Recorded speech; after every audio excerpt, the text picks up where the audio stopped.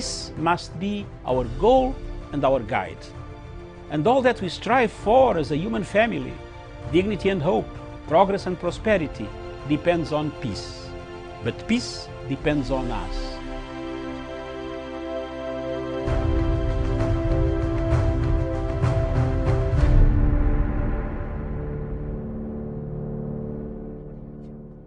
To you, and thank you for finding time to being with us. This show is Unfiltered, a Friday edition. My name is Miriam Mugutu, and as usual, we're coming to you from right here in Kenya's capital in Nairobi. Thank you so much. Good afternoon, good evening, depending on where you're tuned in today. We have so much in store for you, and before I bring in my panelists, I'd like to bring us up to date with what is happening across our newspapers this morning, and I'll start with the Standard newspaper. The main headline: Keen of slain athlete cry for justice. The incomplete diary unit that Agnes recently set up behind her parents' home is a constant reminder to Vincent and Dina that their daughter is no more, as they plead for speedy investigations. The story, the Standard newspaper. And then just up there, Raila in the rift as Ruto rocks coast. ODM leader woes to Kana residents as Deputy President starts his 5-day tour with a meeting in Taita Taveta. The story is on page 8 of the Standard newspaper. And then just another story there, just like that, Huduma is also illegal. The story is on page 12, and the court yesterday declared. And then we turn our attention to the Star newspaper, and the main headline: Raila still trails DP Ruto in 8 central counties. That is according to a survey. Martha Karua was the preferred presidential running mate, and the story is on page 4. If elections were held today, who would you vote for as president? Apparently, William Ruto in that opinion poll, polled at 57.2%, Raila Odinga 11.0%, Alfred Mutua 3.8%, Musalia Mudavadi 2.6%, and Gideon Moi 1.2%. So we will see. We'll see about that and who did this opinion poll and who were, which Kenyans were interviewed for this. How Munari inherited Githu Muigai's title of doctor and ran with it. The story is on page 3 of the Star newspaper. Obado stole 2.6 billion Kenya shillings from county in his first term. A court was told yesterday. The story is on page 9.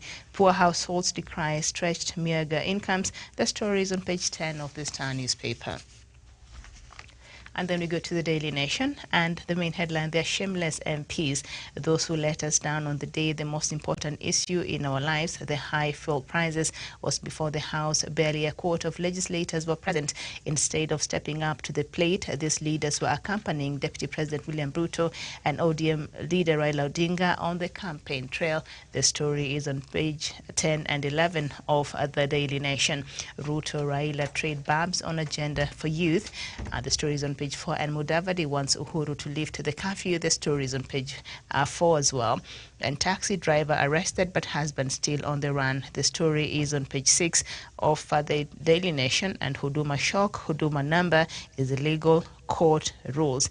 And then just down there, Uhuru meets U.S. President Biden. President Biden was due to host President Uhuru Kenyatta at the White House last evening, the first meeting for the U.S. leader with an African head of state since he took power in January. And the story is on back page, and that also will form the basis of our conversation this morning. So that is what we have in a nutshell in Kenya's newspaper. So now let me just bring in my panelists this morning. We are joined by Professor Jared Onyari. Professor, very good morning to you. Good morning, Miriam, my fellow panelists, our viewers from wherever they are watching us from the world, be it their morning, afternoon, in the evening. Thank you. All right. And I'm being asked, Professor, if you could just adjust your headroom just a little bit. Thank you. That is good. And we're also joined by Samuel Tawish from Nairobi. Tawish, a very good morning to you. Good morning to you, Miriam Ogutu at our headquarters. Good morning to Professor Jared Onyari. Good morning to Sharon Gitonga and all our viewers watching this program. Also, I noticed we also have, of course, Douglas Bundi Rini, all the way from Meru. Viewers who are watching the program in Kenya, Africa, and the rest of the world, my pleasure to join you in this program. Good morning, Miriam. Good morning to you. Thank you so much for being with us today, Sharon Gitonga. Very good morning to you. Very good morning to you, Miriam, back at the headquarters in Nairobi, my colleague panelists, and to all our viewers watching us across the globe. It is a pleasure to be part of this show. Good morning. All right, good morning. And we do also have Douglas Kirimi. It's been a while, Douglas. A very good morning to you. And how are the campaigns going? A very good morning to you, Miriam Ogutu, and also to our crew at our headquarters in Nairobi, and also to our friends across the world, my co-panelists, and to Dr. David Matanga from the Political Command Center. The campaigns have been good, but the court injunctions and court orders have been able to delay the poll that was supposed to have happened yesterday. But we keep moving on. On 21st, we are waiting for the court judgment on the matter, and then the new dates for the election will be set, and then we are ready for the same. Thank you, Miriam. All right, thank you. And nice to have you on the show this morning. Of course, we are joined by Dr. David Matanga. Dr. A very good morning to you. Good morning. Thank you very much. Viewers, thank you very much. All of you, beginning from Douglas, good morning. I was actually going to ask people today whether that election took place, because I've seen only one announcement from somewhere in Makweni. So it is good you have updated me. I have not been around also. I've been away, and I came back yesterday again, and I'm going again. But all in all, I think the whole of exercise is just a frustration by Moses Kuria and a group. He, after all, is not well. We don't know when he will even come out of the bed in order to go and stand in trial. These are tactics that are being used so that you reach a time when you cannot hold elections anymore. And but you've tried, you have done your best. Some of us have not been able to come to your rescue because party lines of my party, I can only congratulate you quietly, but the loyalty of my side would query me if I came down on Safina. But thank you very much, all of you, this morning. I am Dr. David Matanga, and thank you, Douglas, for having a good heart to come and stand by us, by me especially, the owner of this platform, so that we continue with our work. All will be okay. Things are being ironed out. I know the differences that the Jubilee Party created for us, but we can actually come back as soon as the elections are finished. Good morning, Professor Gerard Onyari. Good morning, Dr. Masanga. I mentioned you in so many of my clips when we are struggling. It is making a viral on the Facebook. I also wanted to tell people that at times let them listen to other people of their own as than listening to hiring a wazungu, all of them, to look for things that they cannot manage. Good morning, Tawish, and lastly, in Olesisana from Narok. Thank you very much, and good morning.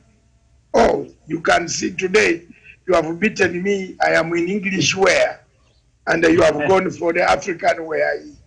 I woke up in a terrible meeting somewhere, then I had to do like this. Thank you very much, Tawish, for the African wear. Good morning. Good morning to you, Dr. Masanga, and of course, all our panelists. It's a very great pleasure, Dr. Masanga, to join you on this program this morning. Thank you very much. I should have begun with ladies first, but she will not complain. Miriam already has not complained. So, Sharon, good morning, the legacy lady. Thank you very much. We have justice for hire in this country, that you must hire a judge to make a ruling when the whole world is becoming digital. I'm telling you, if Kenyans do the mess they are doing, by January you might not be able to travel anywhere. If you don't have a digital passport, or two, that Huduma number. It's very important. Ugandans have identity cards. Rwandese have identity cards. Zimbabweans, every country, Tanzanians have identity cards of digital platform. But for you people in Kenya, you still have that problem. Good morning, Sharon. Good morning to you, Dr. Matsanga, my co-panelists, and to Miriam back at the headquarters, and to all our viewers watching us in Africa and beyond. Good morning. Thank you very much. Across back to the studio now in Nairobi. Good morning, Miriam. Good morning to you, Doc. Thank you for holding the fort. I'm back here, and we shall be doing it again. You must prepare for the COP26 conference, climate change. Over almost 150 heads of state will be arriving at the end of the month in Glasgow in Scotland, where we shall be discussing climate change. The climate change has created quite a lot of difficulties, hunger strike, hunger, starvation, diseases, flooding, earthquakes, maybe a tsunami. There is one thing that says, and I will say it later, people don't see it now. In my village, people were talking, Miriam, that they have harvested water from the forest top on the mountain. One man was talking to me proudly yesterday that I took pipes. I said, don't take that pipe near my house, our house. Take it to your house. Because what you are doing now, you are starving people, everything, and very soon this landslide will come from up there when trees are finished, and we shall be in chaos. So good morning, Miriam, back to you in the headquarters for our show, The Unfiltered, which you have already introduced. Mm-hmm. Yes, and I've gone through the headlines already, but I think there are two stories perhaps, the panelists maybe have picked, would want to talk about, and that is, and Doctor, you've already mentioned it, the ruling yesterday in the court where the Ministries of Interior and ICT are on the spot over the rollout of the Huduma card before conducting data protection impact assessment. The High Court yesterday declared that the decision of the government on the 10 billion Kenya shillings project was illegal and unlawful for being in conflict with the Data Protection Act. According to Justice Jarius Nga, the government should have conducted impact assessment before processing personal data of Kenyans and rolling out the Huduma card. Prof. Miriam, thank you for starting with me and to comment on that ruling, Miriam. So long as we have this constitution, Miriam, the Constitution of Kenya 2010, Miriam, we are in deep trouble. And I don't know sometimes, Miriam, why some people want to do things with impunity. Sometimes, Miriam, you know, I speak the truth as it is. The Constitution allows you, Miriam, to do public participation. It says, Article 10, you have to, when it comes to policies, you involve people. That's the Constitution, what it says. What do we have our leaders do, the government officials, those who are in charge, Miriam? They just ignore. They just want to implement. So when a madman wakes up one morning, he goes to court and he says that the policy or the Huduma number cities now, which is in the case that it was not adequately participatory. Miriam, what do you expect a judge to do?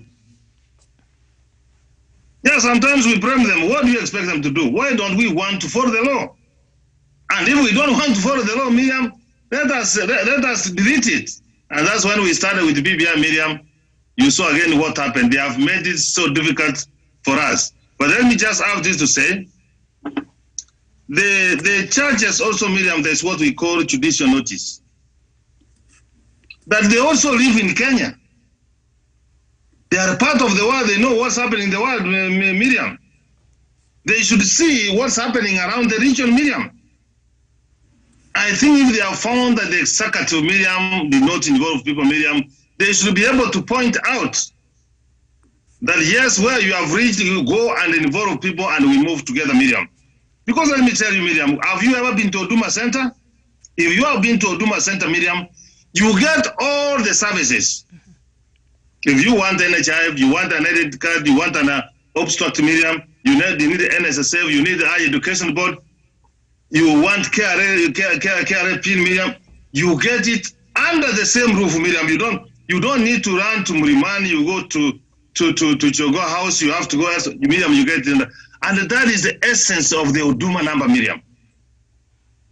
In fact, if it's properly used, Miriam, we don't need Miriam to do the registration of voters, Miriam. We'll use it to vote.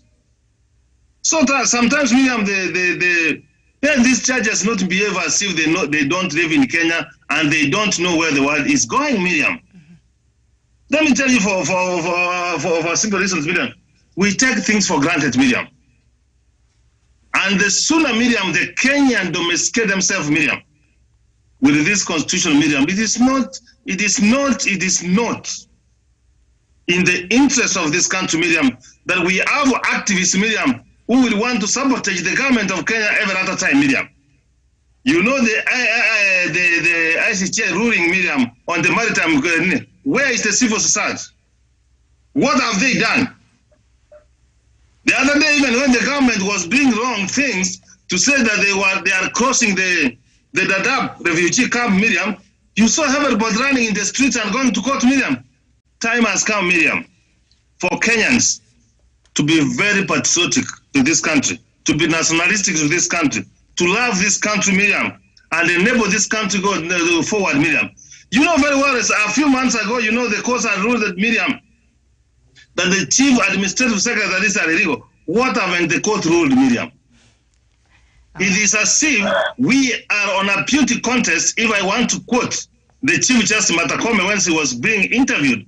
It is as if the three arms of the government, Miriam, are on a beauty contest, that who is doing more than the other, Miriam.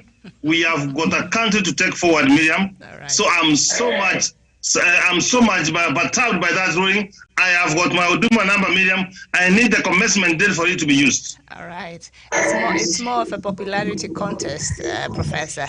Now, they, in my humble view, have not appreciated the import and the extent of the application of the Data Protection Act with respect to collection and processing of data collected under the National Integrated Identity Management System, NIMS, said the judge. He was ruling on a petition filed by the Katiba Institute and constitutional law scholar Yash Paul Gai, who argued that it was wrong for the government to roll out the Huduma cards before conducting a data protection impact and assessment. So the court really did not. It's not more about, if at all, Huduma number will change, the service, how Kenyans will be receiving, especially very important service through that card in relation to, things that Huduma number will be able to do once it commences. But it is what the issues that were raised and that were brought before this court is how safe the data that was collected from Kenyans. The government did not carry out an impact assessment, in that regard. Samuel Tavish. Thank you, Miriam, and thank you to Professor Jared Nyari for your statement. Indeed, Miriam, I'm not going to get far from what Professor Jared Nyari has said. The people of Kenya really asked and fought for this new constitution, one which was voted for and promulgated in the year 2010. And so by all factors, Miriam, we should actually live by this constitution. And I think, just like Professor Nyari has pointed out, the people around the presidency, the people who are at the policy level, people who are supposed to advise the president on what the right thing to do is supposed to be done are the ones who are failing, and by the end of the day, they are embarrassing the head of state. This is very unfortunate, because if the constitution is expressed that they need to carry out, say, public participation before we can get to the process or implementing this particular initiative, then what did hinder those who are the partakers or the stakeholders from engaging members of the public in public participation? I think they were just doing this deliberately so that by the end of the day, we are going to get the embarrassment as we are getting today. We all understand, and I think this is what Dr. Masanga has been speaking all along, that Kenya has become more of a litigating state.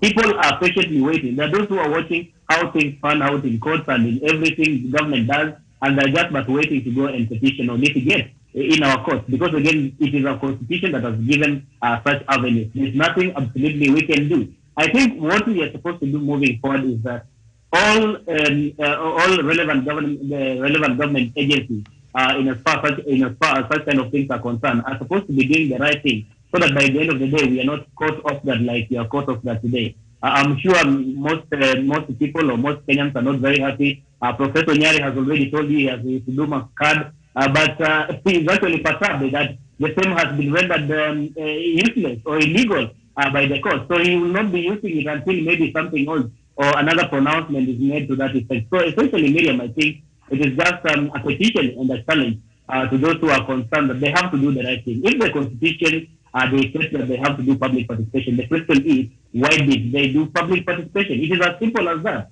Any other thing I think is perfect. It is just a hocus pocus. It has no bearing at all. These people have to go back to the drawing board and do the right thing. Otherwise, we will be blaming our courts, we will be blaming the activists, but the constitution provides that they are supposed to do public participation. The question is, did they do the public participation or not? Okay.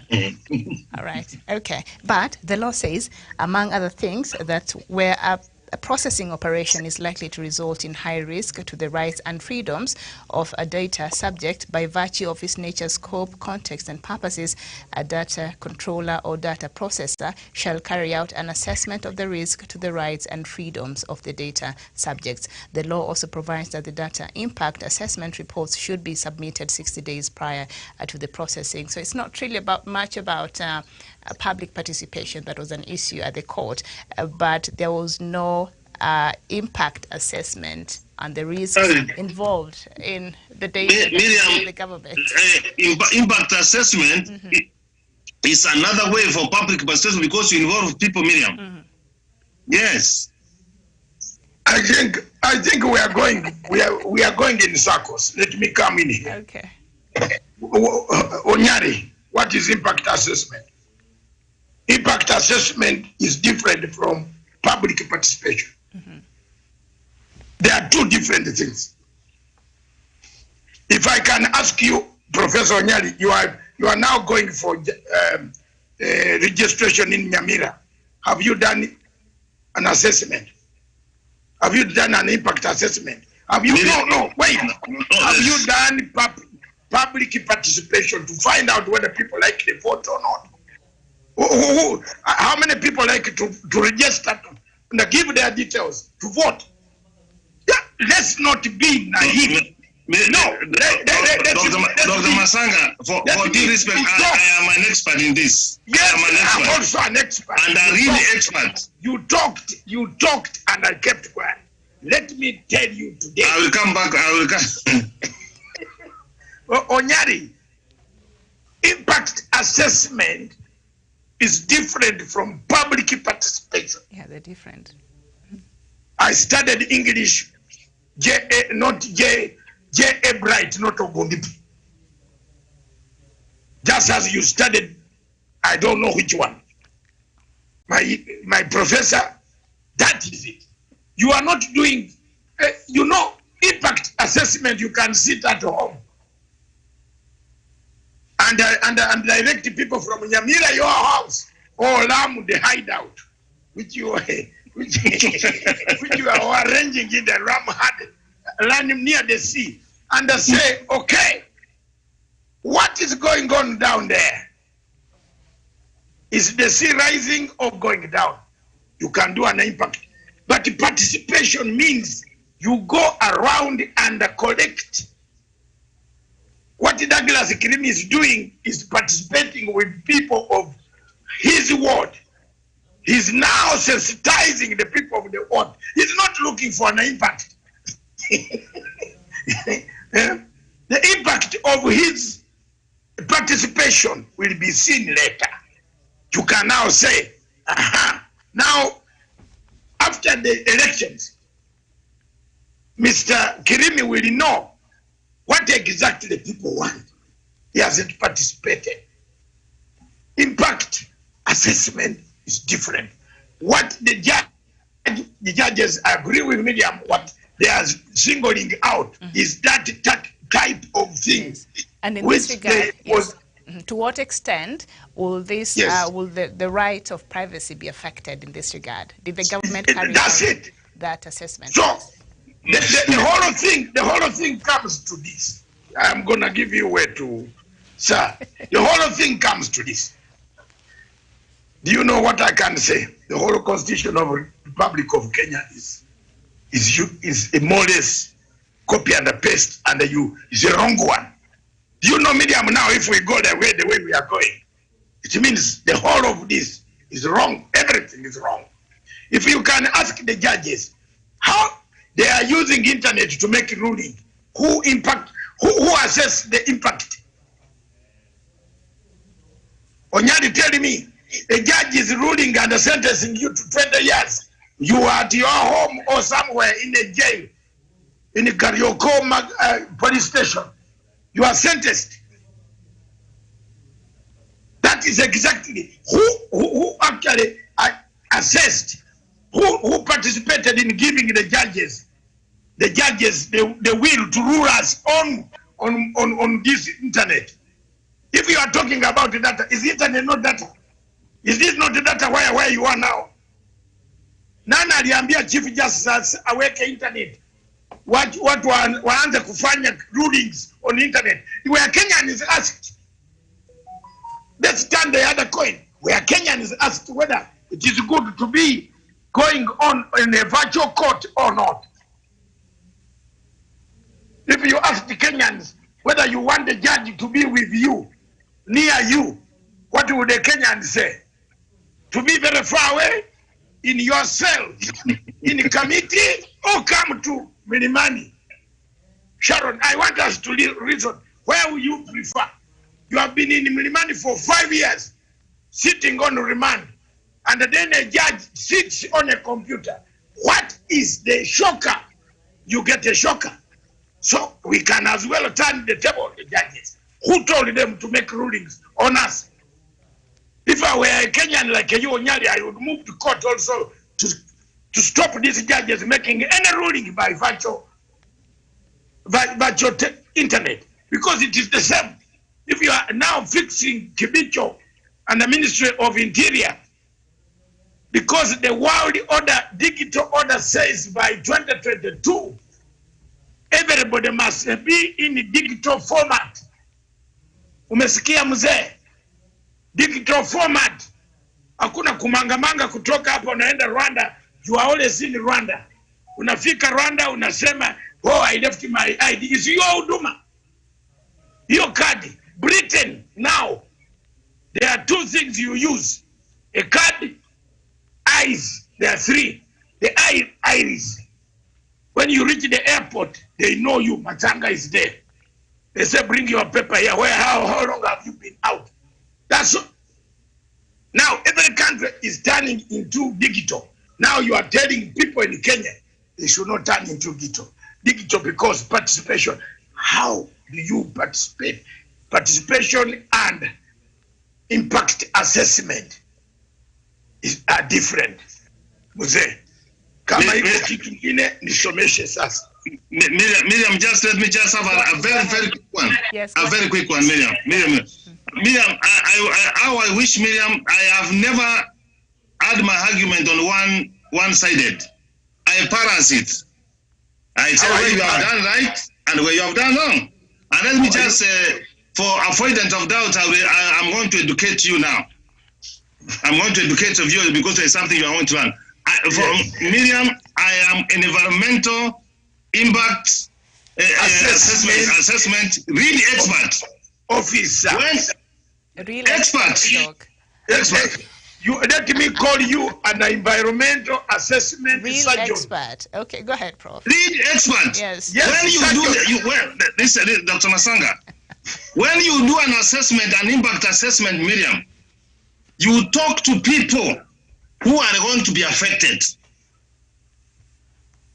Are you that one? And then who is coming, who is having this project, Miriam, you tell people how you are going to mitigate. So this is where the Ministry of Interior, and this is why the government, the Ministry of Interior said, we are coming with the Duma number. When it comes to privacy of data, this is what you're allowed to do, and that's what the court said. And Dr. Masanga, let me tell you for free, whether we like it or not, whether the constitution is not good or not, this is what we have. If we are not happy with it, Dr. Masanga, Article 255, 256, 257 gives us a way on how to amend it. But so long as we have not amended it, Dr. Masanga, we have to live with it. So the government of some media, and I want to repeat myself, they do things with impunity that nobody cannot. Tawis has asked a question: who stopped them to ask Kenyans to carry an impact assessment? When you go to court, did you carry it or you did not carry it? I did not carry it. What do you expect the court to do? So impact assessment, Miriam, when you are doing it, you involve people. All right. Yeah, that's what I wanted to clear, which is not much difference from public persuasion. Medium, this is a Friday. We have to argue this case down to our viewers. Impact assessment deals with data collected already. Medium, are we together there? Impact assessment deals with data already there. Mr. Onyali professor arrives at a village equipped with data. Where we were, meaning the summer 1968. Yeah, bright. And that was primary 7. I am not going to leave any problem here. You arrive with your logistics already, and look at the data. Public participation involves people. Am I wrong, Miriam? Maybe I shouted too much. Public participation, which the Constitution talks about, involves the people. But the impact assessment, you can even do it from London, based on data. So, can any judge prove that the Ministry of Internal Affairs does not have your data? The death certificate, birth certificate, information you give, where does it go? Who keeps it? It can abuse data and appeal. And McHugh, you are right. You studied environmental law. I studied international law.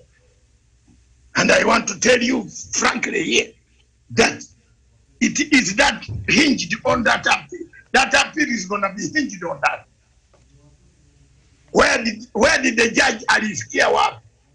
That there was no question here is how safe is the data which has been collected from Kenyans? Answer yes, the question. The data is already with the ministry. With the government. The government has the data. Then how does the government give out the money?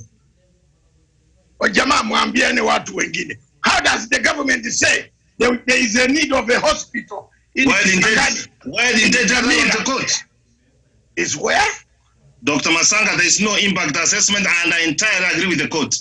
They didn't. They don't have the risk assessment. No, if you agree with no, Onyadi, you can agree with the court, no problem. But I'm now also going to maybe tell you. Prof is asking, if the government had all the information, then why did we have to roll out the Huduma number? Yes. What was the purpose? What you can query the purpose of the Huduma number, but you cannot say for efficiency in service delivery. Professor, the question here said there was no data collection. The government had the data. All right. The government saw it. For example, the government knows how many television stations are broadcasting every day. The government knows how many viewers are on national television, on Citizen, on KBC. They know. Yeah, the communications authority does that. And then they can give you the impact. Now, let me ask Onyali. And Onyali, you are not going to run away with this. What you are doing in Kipini Conservancy, in Lamu, Are you going to the forest and asking the trees how many trees were planted? You have just gone there, and I know what project you are doing. So I don't want to disclose it here. My friend, you are just sitting in that hideout of yours and are doing analysis of what happened, what was already participated in. Miriam, Sidio. Hapo leo professor unaniangusha. No, Dr. Masanga, let me tell you. No. The question here is, you are bringing this data from here, you are bringing together. The Kenyans are asking, how safe is that data? Simple as that. So the government should tell them. There is a difference between safety and participation. Okay. Yes, there is a difference. If you are looking for safety, you don't cancel the whole project. If Dr. Masanga hear this, why do you cancel good project for the country? I asked Dr. Masanga, did you listen to my presentation? Miriam helped him. What I said, Dr. Masanga, if people were involved and that question was asked, then it could have been answered. Nobody could have gone to call Dr. Masanga. But people were involved when they came to your door. What did they ask you? They were asking. They were implementing the project. Miriam, were they asking? No. Miriam, wait first. Give us a time. Don't mislead us. Buana, these guys came with their iPad on the door, Miriam. I was even asked, when did I buy the TV? How many TVs do I have? How many wives do I have? How many children do I have? Yes. They collected the data. I was asked, Jawish, why are you keeping quiet and you allow a professor to run with? So they collected the data. So that data, how safe is it? That is the question. No. The safety of data that is already there. The courts, yes. And even the person at the door, I can call you. Can I read my number on the door? It is here. They asked me, are you able to have your information shared by the government? I said, yes. If you say no, they will take no. That's already protection. That's already protection, jamani wa jamaa. Professor wewe mtu sasa tunakuheshimu kabisa the whole world. Don't be like a Harvey. No, Dr. Masanga. No, Dr. Masanga. No. Look at the judgment. The court has not done it. The judgment assessment was not being done. The judgment is hired a judgment, justice. You can hire justice in Kenya. No, Dr. Masanga. I totally disagree with you. I am sorry. In Kenya, as long as you hate Uhuru Kenyatta, the question here, as long as you hate Uhuru Kenyatta in Kenya, you can hire justice. I'm now telling you. The people working with who are working for Uhuru, Dr. Masanga, they are letting him down, and you should tell them. In Maraga, the president. In Maraga, you said they were letting down. In Ikome, whom we supported, all of us, we are now again saying there is a problem. Yes, there are problems, but what is the root cause?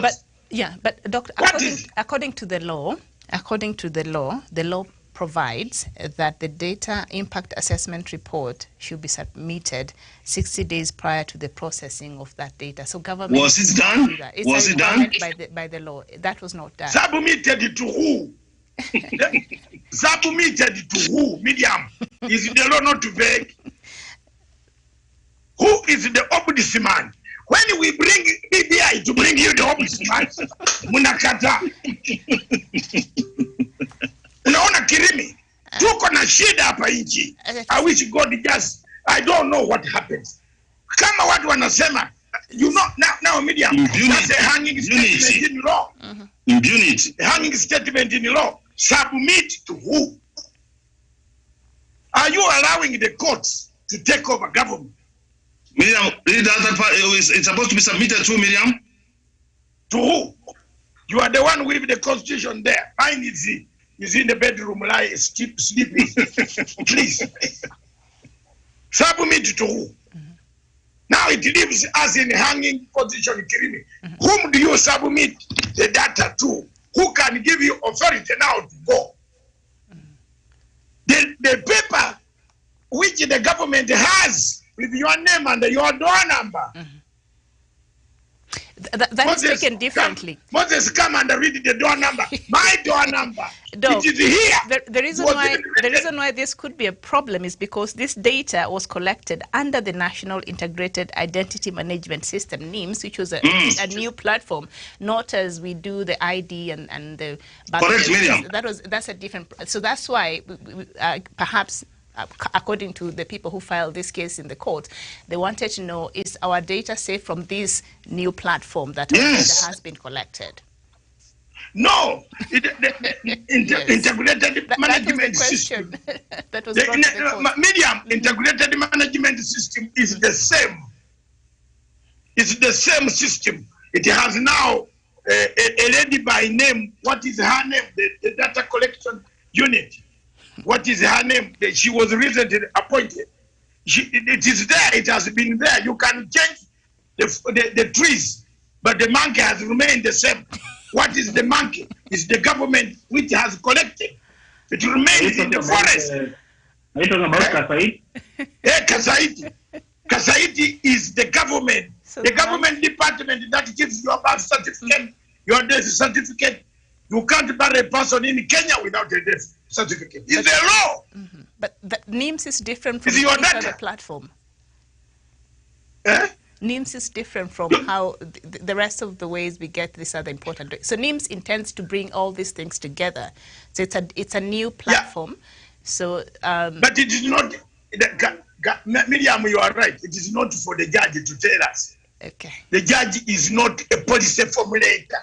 But the law says. The law says you do what? Because this is a new platform. The government. The impact assessment should have been done prior to processing now the data that was from Kenyans 6 days before processing that data. That is what the law says. Okay. Yes. Medium, you are giving that one. I agree with you. It's just the but law, when this man says, which one? Public participation is equivalent to impact assessment, that is an expert. All right. Inbox me, Dr. Masanga, then we agree. All right. No, Dr. Masanga, that's what I do. I'd like to know when I make assessment. Who expert? I'd like to you are an expert, but you are not. You can't. Who is here? Are you getting what I'm saying, Miriam? Can you assist what I'm trying to say? When you do impact assessment, Miriam, you talk to people. Okay. No. Impact assessment, you talk to data. Public participation, you give mitigation, Dr. Masanga. No. The information is going to affect people. And you tell me, correcting this is how safe your information is. We have to move on now. Baba Onyari, impact assessment, you talk to people. You go with the figures and see what they recommended that this house should not be built here. And then you come and say, because the river is near here. Correct. You are now not, you don't need, because if that was the case, you would be killed with pangas in the field. Kenyans, Dr. Masanga, are suspicious. I am on your side. It's not safe. The safety of that data, information. See, now when I reach the point to finish you come back to that.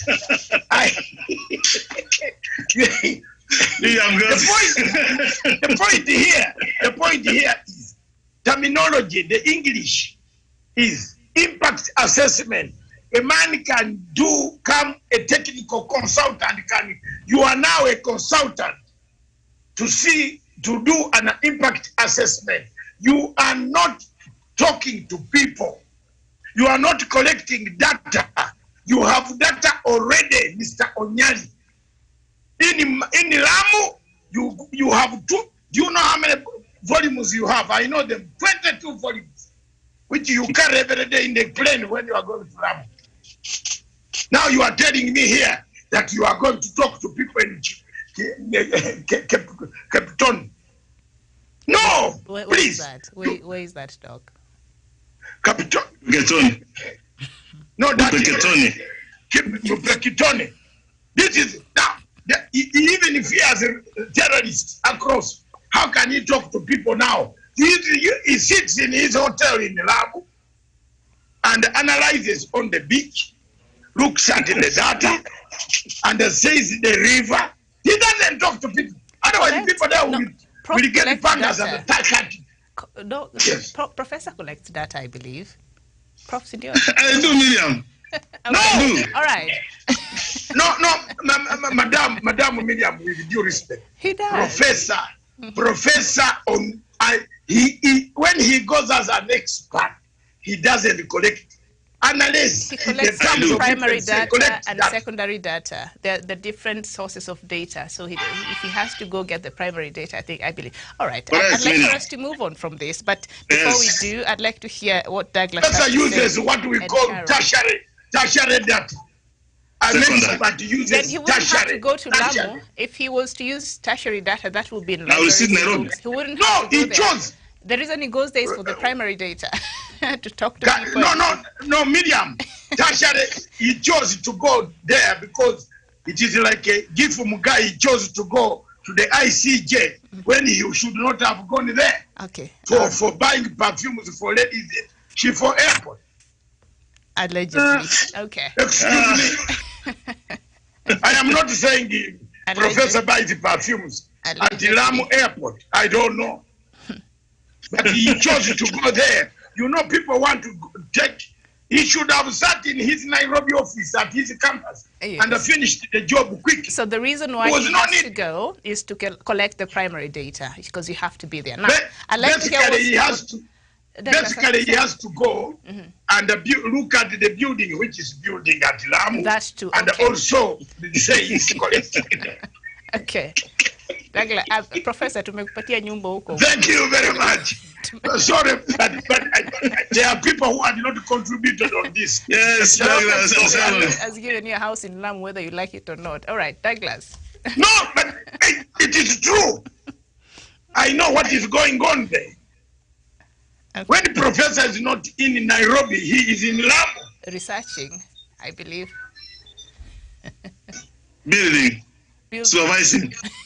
He's always in a building. Don't you see the iron sheets coming up? So these are guys like a mortician. Mortician went and told us he's a mortician. What a mortician now? I wish you remember mortician. How do you... I want us to get to the issue of President Kenyatta in the U.S., but I want us to finish this fight. Sharon and Douglas and Sharon and Tawish and Professor seem to have connived this morning. They seem to be reasoning on Douglas and Sharon could help me. Douglas, because for me, I see trouble here. If we allowed an expert to become a data collector, that's part of being an expert. A surgeon to go and look for pipes to fix your heart in hospital. Rubbish. Onyali is an expert, he's a surgeon. There are doctors who bring those pipes. Then Onyali sits and says, fix this here, fix it there, fix it here, fix here. You can't be a data collector at your age. Then what will the younger people do? What will Sharon do? What will Sharon do? That Sharon, my friend Kirimi, what will they do? Tawish is a data collector, not you. Those are my research. Those are my research assistants. Research assistants. Research assistants could be doctors. PhD holder. Right. The professor does not go to initial stage of data collection. Well, Wachana, don't mislead people. You sit in your office and Mwambia, this is the wrong one. You are the one who marks all these things. You bring wrong one, go back to the thing. But yourself to stand up and go to Indian Ocean, that you are looking at the fish the way the fish jump up and down. Okay. Okay. All right, we're done with that. Douglas, go ahead. Thank you for the opportunity. I'm having a problem with what the court is calling impact assessment on data. If I were to correct data today and store it in a place, and they are saying that I should prepare, the law says that I should prepare an impact assessment report 60 days prior to the usage of that data. Where am I supposed to do that impact assessment? On what?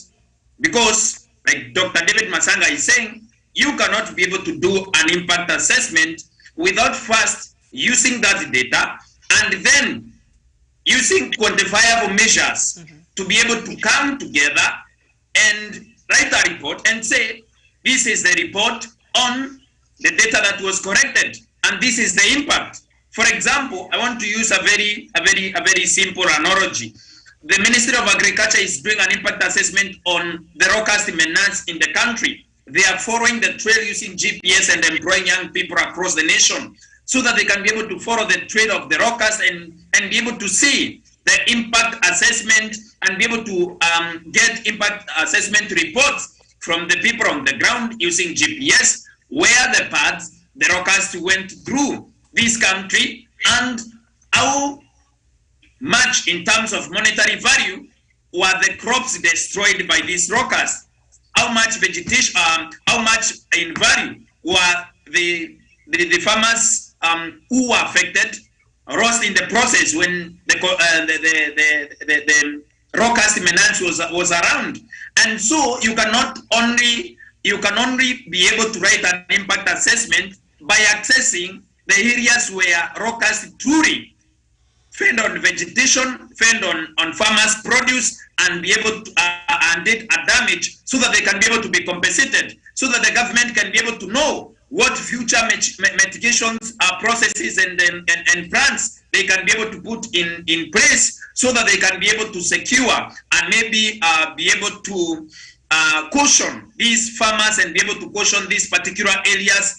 For example, if it was a national park where these rockers descended on, so that they can be able maybe to try and replace that vegetation that was destroyed by the rockers maintenance in this country. Medium. You cannot be able to do an impact assessment with the data that is stored in a store or a computer in Nairobi or in Meru Town or any other place in this country, laying data on the table that has not been able to do anything. For example, if I'm told to do an impact assessment on the programs that Punchline Africa Television is going to do in 2022 from January to December, and these programs are just on paper, this means these papers are going to be lying on my table until next year when implementation is going to be done, Miriam. So I think there are so many gaps in our constitution, and that's why we need BBI 1, 2, 3 until we correct these gaps in our constitution, Miriam. Because there is no way I can be able to do an impact assessment over a matter or something that I cannot be able to quantify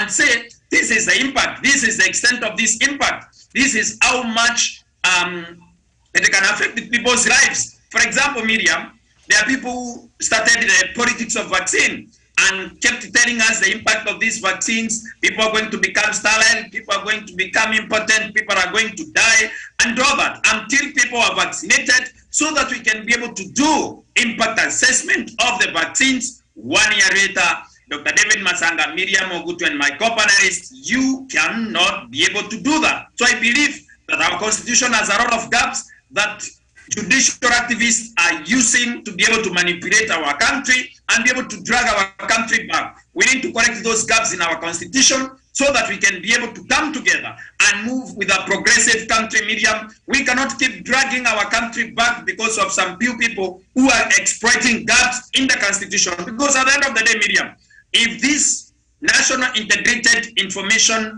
Management System expert or employees or staff corrected this data, there is nowhere they took that data for 60 days, Miriam. What was the impact of that data? You cannot be able to write anything on that, Miriam, because it is the government or maybe a department of the same government that is correcting that data to be able to create Huduma numbers for our people, and then maybe use that information to do other governmental programs. It is through those government programs, Miriam, that we can be able to quantify and maybe come up with a report and write and be able to correct those. The only way is we can be able to correct those gaps in our constitution so that we can be able to move forward as a country. We cannot be able to let our country lie in the hands of judicial activists who want to keep dragging our country backward and destroying our country, or the fulcrum that continue holding our country together. Thank you. Okay, thank you so much. Thank you for that. Douglas Kirimi. Sharon Gitonga. Thank you very much, Miriam, and my co-panelists for your sentiments. And also from where I sit, I think there's quite a huge difference between impact assessment and public participation, because I understand, impact assessment involves data, and that is existing data. So maybe to sum it all from what most of my panelists have alluded to is that the ruling for me, I think at some point this court needs to go slow on, implementation that touches the government. Clearly, the slamming brakes by saying that everything is illegal, and we know very well that billions of money have been spent. And when I look at the end result of this is that the whole idea was to make us move to the digital world. And when you look at one of the reasons as to why IBC is really struggling to meet the target of the set target is, number one, you notice that they are still stuck at doing the old ways of doing things. And why can't they just move to all these services online? In fact, when you look at the largest group of that comprises of the youth, this is where they are, and they do no longer have time to go and spend time in queues and doing the whole process. So for me, I have said it before that we need an overhaul of this judicial system, and because clearly they're up to no good, and they're up to compromising service delivery, and yeah. All right, thank you. Miriam. Yes. No. Before let me also. Dr. Masanga, I'm asking permission for me to talk. Well, that's why I'm addressing Miriam. Okay. And let me just recommend, because I don't want to cause embarrassment in the show, that we just go and start this. Dr. Masanga, to be very honest. What we are discussing, we seem not to have the information. With all that due respect, so that because if you allow me, I can take your process for the impact assessment data. It is there, Dr. Masanga. There's a procedure. And my fellow panelists seem not to understand. Okay. And when you don't understand, you listen from someone who seems to have an idea. Professor, let me come in here. Let's leave the debate for the impact assessment and people assessment. We created a day on Monday. Hallelujah. And we want to learn. Maybe we have missed a point, but we want to learn. So isn't it, Miriam? We want to learn, and our viewers to learn more. For me, I have never refused information. Even at my age, I want to learn. But I know some things are not the way Miriam has read. I was depending on Miriam's statement. That's why I say the two are different. Right. You know, I and Miriam, we are resonating because exactly what I'm saying is what Miriam asked. He asked what? But now, Professor, at the end of your argument, the impact assessment was not done. At the end, and that's how the case corrupts. Prof, at the end of your argument, you said you need your Huduma number quickly and the travel. I have it. In fact, I also have mine.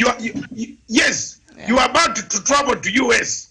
If you don't have it, you might not travel. US, you go with a visa, I believe. So you see him. He's very. You see, okay. I have told you, Miriam. Have you seen the type of people? He's here with the Huduma number. He has received it. Yeah.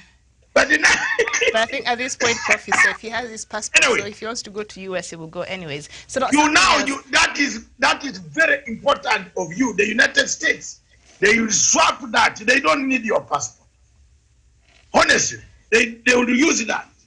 So these are just delaying tactics. Please, they are delaying tactics. They will use that. You don't need to go anywhere. In fact, very shortly, these forms that we fill, oh, I have come here, I live here, the date of birth, they are not going to be there. But anyway, and that is why you need your card. Yes, thank you, Miriam. Yes. Take us. Miriam, what is the quarrel about? All right. Dr. Joseph What is the Nyachama quarrel, joined us. Miriam? What is it? It's not a quarrel, it's just a very heated let Dr. Joseph. All right, so before Dr. Joseph Nyachama comes in, there's a very important information that perhaps I should bring to our attention now. During that meeting, the government had also argued that the rights of privacy protected under the Constitution are guaranteed. So the government said there's nothing to worry about. The rights of privacy are guaranteed according to the Kenyan Constitution. But the judge noted that NIMS was under a law, the Miscellaneous Amendment Act number 18 of 2018, which was nullified by a 3-judge bench last year together with 23 other laws. So that is also another problem. But on that one, the right of privacy is already in the guaranteed, Constitution. yes, and the government guaranteed. So this judge is not even. In fact, if the next president of Republic of Kenya, what you do, Mr. President of the Republic of Kenya, 22 onwards. So which one are you addressing now? No. Are you addressing President Ruto or President Wetangula? Whoever. No, Ruto, no, which Ruto? Or President Musyoka? President Raila Amolo Odinga. We have given you the swearing ceremony. Don't tell me, Ruto, don't spoil my morning. My morning is very exciting. No President Musalia Mudavadi. Okay. All right. So Dr. Joseph, so we were looking at the... No, I have not finished yet. Yes. Nyachama, you will come in. the President of Republic of Kenya in 2023, please, the first thing you do, ask the Parliament to overhaul the entire judiciary of Kenya. I think it is too much. People are activists. They are no longer judges. If there is a rumor in the town, that's the rumor they go with. And we are heading to a very dangerous situation. We have, if you ask any of the judges in the High Court of Kenya, you put them in the Uhuru Park, and ask them who is the Chief Justice of the United Kingdom. They don't know the name. They will need to Google.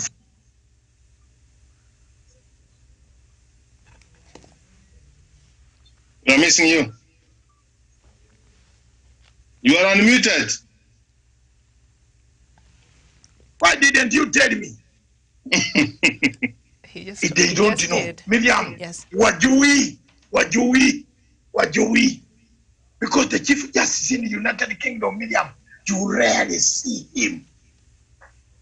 You rarely see a judge. It is by accident that you knock yourself and find a judge walking and carrying a basket. Like our judges carry baskets, nothing. And then go on listen to rumors on the streets in the hotels. Oh, Mr. Nani has a house in Lamu. This one has a house where rule against him. This type of agreement must end. I submit. Thank you, Mr. Dr. Nyachama. Over to you. All right, Dr. Nyachama, what's your thoughts on the courts yesterday declared Huduma card illegal? And that is because they're saying they're part of the data assessment, and the impact assessment was not done on the risks to the rights and freedoms of data that the government collected from Kenyans. That and other issues that were raised during this ruling. Oh, sorry, Miriam. I was equally surprised with that judgment because, Miriam, firstly, before I comment on the impact assessment, the ruling of the judge, the ruling by the judge is equivalent, Miriam, by allowing a child to be born. In fact, he has crawled, he is now walking, and then you are ordering the child back to the mother's womb. I mean, I sometimes wonder, all the same, the judgment has been given, or the ruling for that matter. For me, the word impact assessment in this context, although I've not read the entire ruling in detail, what then it will entail, Miriam, is you assess the impact of the data collected of various citizens and they see how either it protects their privacy or it has a wall that prevents the intrusion of potential fraudsters. The impact assessment in this context, you know, impact assessment means you carry out what impact it will cause if you implement a project. In the context of this, once now data has been collected, because there has to be data which has to be subjected to integrity parameters. So the impact assessment in this context is to subject the data which is collected and assure citizens that there is no negative effect if they continue to use the Huduma number, and assure that there is no negative impact on the card holders. Like you, Miriam, if you have one, we need assurance that someone cannot access your information. He uses it to go fraudulently, withdraw money from your account. So the impact assessment here, already data which is collected, we subject it to... Already data which is collected. Yes. It's the one we subject it to, what impact it will cause to the holders of those cards. Once that assurance is given that there is no negative impact, then the usage should go on. From my own view, that is my position. I submit, Miriam. Thank you. Now, Joseph Nyanchama, you have now even made Onyari look very difficult in his position. Because he was telling us. I can report to him. He doesn't have information. He doesn't have information. No, he said he doesn't have information. Has explained very well. He said he doesn't have adequate information. Already, data already there. You were telling us that you go to ask people again. No, that is my argument, Miriam. That you go and ask people, oh, how was this done? No. All right. So data already. Where are you going to get people to ask how safe is there in information? We have agreed that we will create time and just discuss this fully. So now maybe something else that we Chama has made it very clear. Chama has said he doesn't have adequate information. No, allow me, William. But his explanation also was good, yeah. Miriam. Dr. Nyanchama, yes. He was advancing my argument, Miriam. No, Miriam, look at it this way. The impact in this case, it is not the people who supply information who should give you the impact. It is the experts, when they are given the secondary data, they subject it to certain parameters. Thank you. So, Doc, what the court said, Doc, what the court said is the government did not subject this data to certain parameters, as Dr. Nyanchama is saying, to assure us of the safety of this data. Honestly, that's what I'm saying. Let me tell you. Onyari carried all the documents and the data. If you are an expert, I am an expert. Moved on from that. Let me tell you, I'm an expert on international. I am an expert on international law. Yes. I don't need to carry books into ICJ. I sit at home. One of the problems that, Miriam, we are going to talk about the ICJ case. Why Kenya lost? Kenya lost because it brought quacks. A quack to go and reason. They even appointed somebody who voted against same Kenya. Somalia brought professors who teach, experts who teach the law, like Mr. Onyari teaches, is an expert on climate change. I don't know why he's not preparing his visa to go to Scotland, because he should be there. Right. So, in a nutshell, you as an expert, you don't go down the River Nile collecting fish samples. You sit and look at the available data and advise. Is there intrusion in privacy? No. Will the good things will outweigh the bad things. Correct, Dr. Masanga. The Huduma card. Therefore, thank you very much for telling Kenyans when you have already got your card, you two people. To you or you, Miriam and Nani, you have got your card. And you know, Doc, I registered mine here, but you know, my father had to go pick it from the chief's camp in the village. So I don't know why they took it there. Yes. I don't understand. Thank you very much. That is also another challenge. All right. In fact, I have just received a message. I also got a data card. So I should collect it from GPO. Collected your data, and you're sure your data is safe.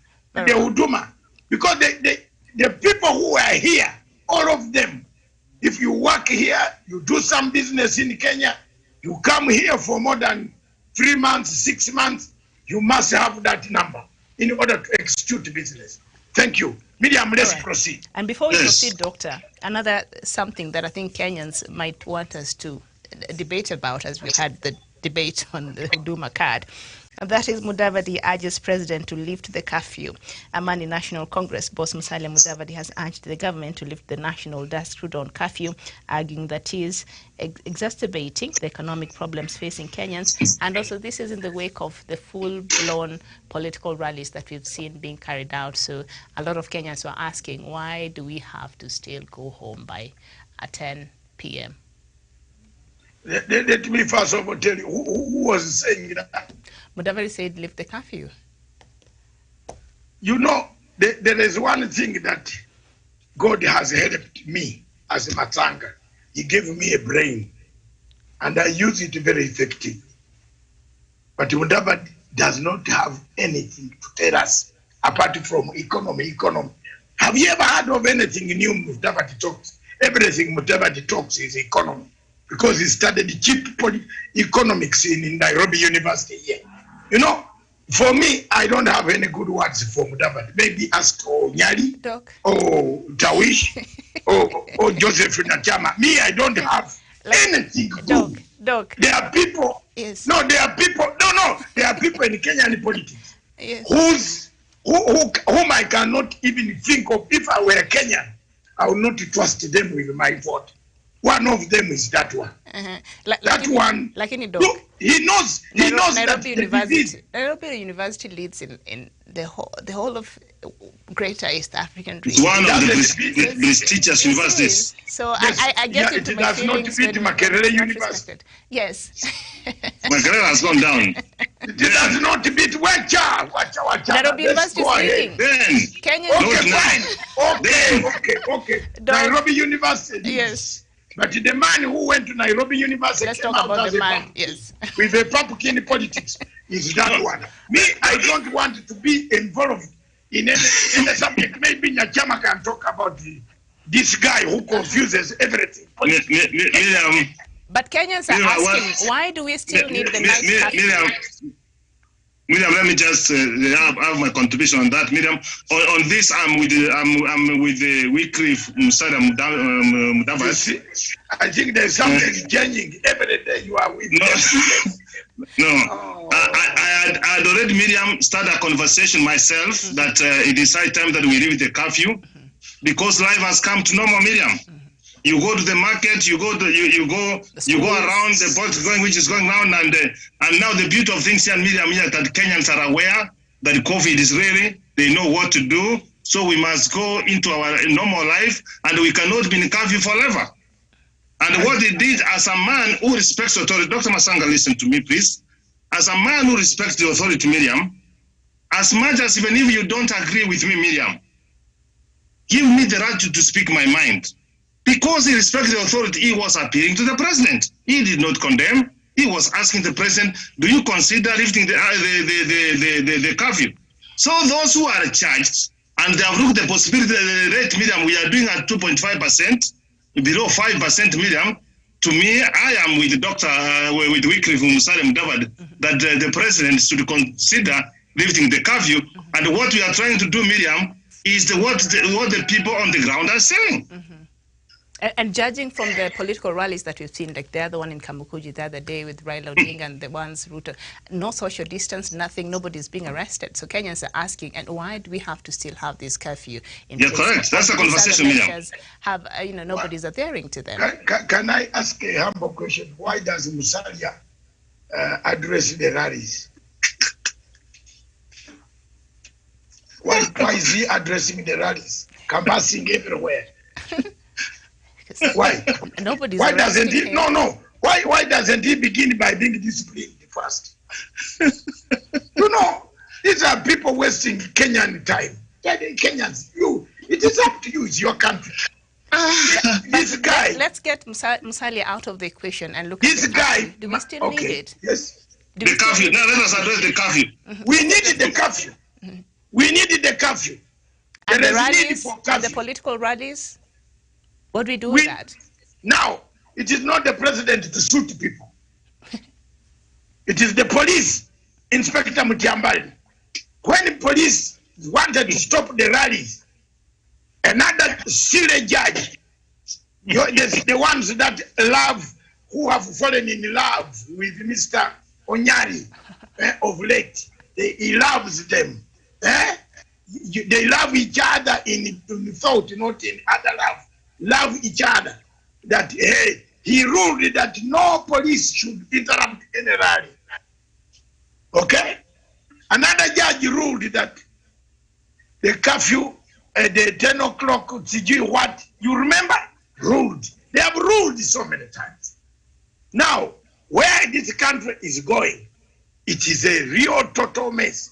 It's a mess that the judiciary has simply hijacked the role of the executive. The executive cannot function, cannot cough, cannot eat, cannot breathe, cannot even drive in the town. Very soon, we shall have a very dangerous precedent set. And this is a regime change by George Soros mechanisms. You will see me, remember my words on this day. It's a regime change. Well played. Frustrate Uhuru Kenyatta, create an uprising. Because if you are going to block everything, then where we are, if you open up the curfew now, remove the curfew, Britain will put you back on the red list. Your exports, if you are an economist, we get money from the flowers. We don't eat flowers in Kenya.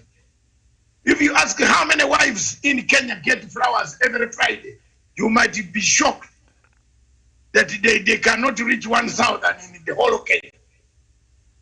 But how many wives get flowers in London? Almost 50 million people are getting flowers on one day. So if we don't export those flowers and we lift the curfew immediately today, the disease comes back. Workers don't turn up. We are removed, we are again added on red list. We don't export our flowers. And then we have a problem. Jamen, this is a leader who wants to lead you, and is reasoning like a piece, a primary 7 child.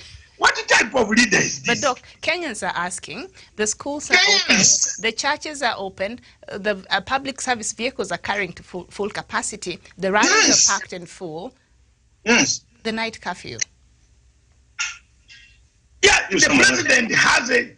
You know why the president has refused the curfew to be has blocked and will block him until the World Health Organization tells us we have not vaccinated. Kenya has vaccinated about almost 4 million people now, also on a single and the double one about 2 point something, isn't it? They need to vaccinate up to about 6 million people, also. 10 million. If you vaccinate 10 million, the rate of infection, Miriam, the transmission becomes less. We don't all live in oxygen plenty area where Mr. Lam House is based. You know, we live in high mountainous place where oxygen is little. And we have to be very careful and very frank about this. Not all Kenyans live at the coast. Those at the coast in Mombasa registered 0, you saw. 0. In a few days, there was nothing to do with corona, no deaths. Even yesterday, Kenya registered 0, was it?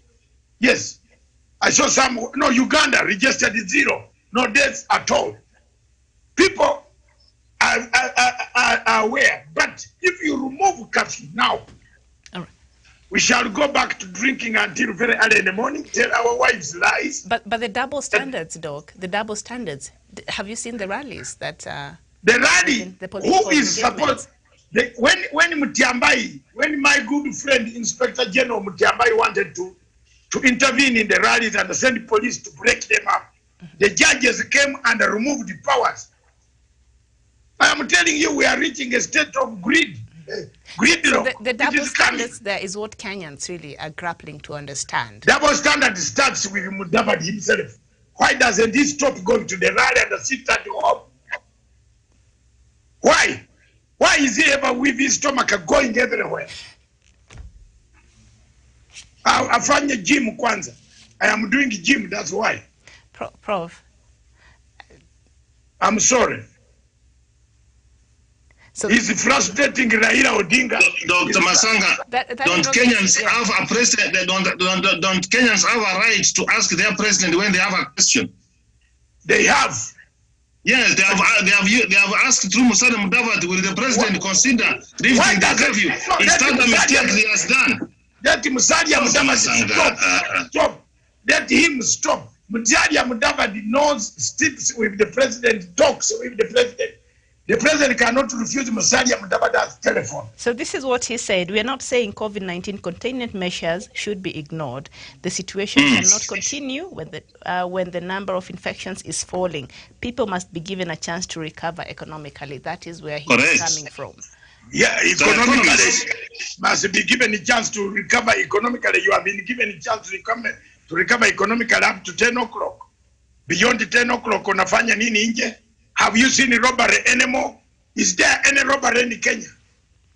Show me one shop which was broken. We have now economically survived. No more paying bodyguards to keep the shops. Nobody comes after that. After 10, what? If they find you on a shop after 10, you are shot because you were Dr. Masana, Wanjara, the serial killer, escaped from police custody and has been lynched. Yeah, that's the people. That is how we lawyers operate. We don't operate like a kissy. When we find you, we get you. You have brought a body omen by killing 14 people. Then you come to the village again. How did he escape from row of custody? That is what the police have already. But I'd like to hear Dr. Nyanchama's thoughts on the curfew. The containment measures. Is the curfew the Luya are exactly like a Kisii. If not Mr. Wanjara was in Kisii, he would have been set on fire. We are the same. Don't I know where you are heading to. I know all your argument. You are fixing Luya, me. Don't worry. We know Kisii would have done worse with Wanjara. In fact, he's alive that his body was seen. But in Kisii, they would have set fire on him. You can't even allow a wizard to sleep in Kisii. No wizard can sleep in Kisii. Eh? Dr. Nyanchama.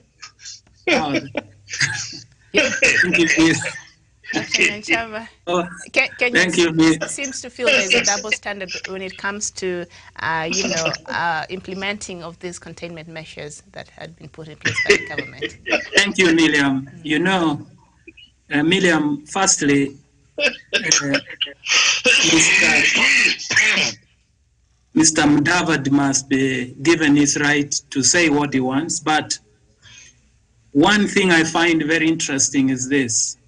Firstly, there is a common law. In common law, we say, if you seek equity, you must do equity. We need to ask ourselves one simple question. These politicians, where Mudavadi also is involved, they address thousands of people during daytime. Exactly. Do they even ask where they are supposed to work? You know, you cannot engage people daytime not to work, and then now you want them to work at night. What I'm saying is this. As a leader, your first responsibility is to counsel the people you are going to lead. I find a double speak here. And let me tell you, Miriam, one thing. Maybe why the president may be reluctant to lift the curfew is this. It is a holistic mitigative measure against even traitors who trade in foreign land. You know, when you file a report, you are saying, can you demonstrate how low risk are your citizens? You say, by the way, we have made measures, 10 o'clock they don't work. We believe that risks are minimized, so that, Miriam, when you travel, you are labeled as a low risk because even of those measures. Let us read this thing in a wider context. When those measures are even seen internationally, all Kenyan citizens are seen to be coming from a low risk zone, and in that case, no stringent measures are labeled against them. But for politicians where Mudavadi is involved, he has no moral authority because he engages the people at the daytime when they are supposed to work. They even never inquire, where are you supposed to work? Go and work. They continue to engage them, and then they want them to work at night. In short, what we're saying is this. The president relies on expert information. If he's advised otherwise, I know he will remove the curfew. Let us also know that these are expert information which the head of state has received. Unless he receives contrary, the enforcement will continue. My own view, politicians are the ones behaving badly. In fact, I could excuse if Professor Onyari could say, or Miriam or any other panelist, but not the politicians. Hundreds of thousands of people, they address them and they don't see that risk. And now they want to be seen to be for people business. Give me a break, Miriam. This is double speak. So, I submit. But Prof already said, you know, this curfew should be lifted. So will that make any difference? Pardon? Professor already said this curfew, in his opinion, should be lifted. So will that make any difference? No, what I've said, you know, Miriam, there should be certain minimum measures also that you are portrayed across the globe, that you are a low risk, you have taken measures. Okay. Can you imagine, Miriam, the information outside is that Kenya is a freelance. They don't care. You know, you will be labeled a high risk. But I'm sure that is what they say when they look at the mammoth of crowds that appear in these rallies that we saw in Kamukunji, you've been seeing in other areas when these top politicians go. We have to look at that. Exactly, because in fact the discipline, if I had the stick, I will begin with this politician. First of all, Mudavadi himself, he has no moral authority. He needs to tell his colleague politician to stop. But Mudavadi attracts kiasi tu au wengine ndio na. Anyway, let's move on. I'd like to hear your thoughts on this. Sharon, it's let me also comment. The issue is the curfew. Yes. Miriam, please let me also have my input on this. Okay, go ahead. And I think in the context of what we are discussing, I think I want to challenge people who are, for example, pushing and asking President Uhuru Kenyatta to open up the country simply because there are few people who are not doing the right thing. Miriam, doing that will be a key. So, for example, when you go to a place, or rather you get a notice that has been put in a place, it is written that do not urinate in this particular area or in this region. And then there are few individuals who are notorious, and they usually go and urinate in that place. Will you ask the people who put the notice to remove that notice and allow all people to urinate there, or you will push the authorities or law enforcers to make sure that the few notorious people will stop urinating in that place? It is just like you go to a place and then it's written, do not smoke, or smoking is prohibited in this area. And then there are few notorious guys who go and still smoke in that area. You only but push the enforcers to make sure that those few notorious guys are held accountable, or they are put behind bars, or they are arrested. I think that will be the best argument in as far as this is concerned. Because the president knows too well why the curfew is in place, the president is being advised by the professionals in as far as what needs to be done in the containment protocol in as far as trying to deal with the COVID-19 pandemic is concerned. And if it is in the best interest of this country that the curfew continues or remains in place, Miriam, and there are few people who appear to be disregarding the MOH protocol in as far as reducing the COVID-19 curve is concerned, then I think members of the public should petition the president, should petition the Ministry of Interior and all other relevant organs to deal with these individuals or a few of them who are going against this particular directive. Because, Miriam, it is not enough for us to come and say because a few politicians are carrying on with activities, they're carrying on with public gatherings, then the country should be open up. The question is, when we open up, do we expose ourselves to greater risk, or do we expose ourselves to lower risk? I think that is the pertinent question that we should be asking. Right. We should be candid, we should be genuine in as far as handling this matter is concerned. And when the right time comes, Miriam, I'm very sure it is not President Uhuru Kenyatta, it is not in his interest that the country is actually under curfew, that the people cannot go about their business as normal.